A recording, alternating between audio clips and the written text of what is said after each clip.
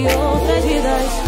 Um dilema de pra que ficar dando show? Se minha positiva viciou, voltou pra casa cheia de sintomas de pra que ficar dando show? Se minha positiva viciou, voltou pra casa cheia de sintomas de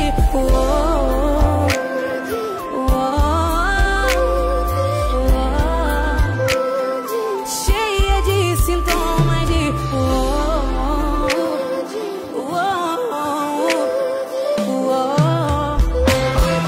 cheia de sintomas de